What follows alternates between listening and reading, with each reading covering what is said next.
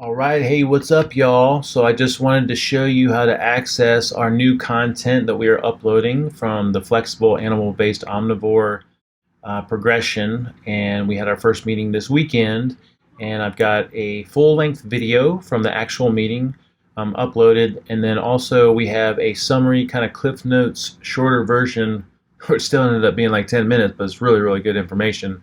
Also here, including the PDFs. All right, so when you first log in to our community, which I freaking love, you're going to go over to courses, and then we are going to select Flexible Animal-Based Omnivore. And here you're going to see an overview and what to expect. And then you'll have the first meeting and the first week, a little summary. Once you come in here, you'll see these are the bullet points of what we'll be covering. Here's the handouts. And then also we have the full first meeting full video.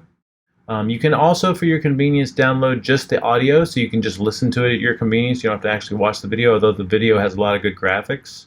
And then also we have the first meeting shorter version, Cliff Notes. And same thing, we have the Cliff Notes audio available, and then also the handouts listed here. All right, so let me know if you guys have any questions. I'd highly recommend jumping in on this with us because it's going to be awesome.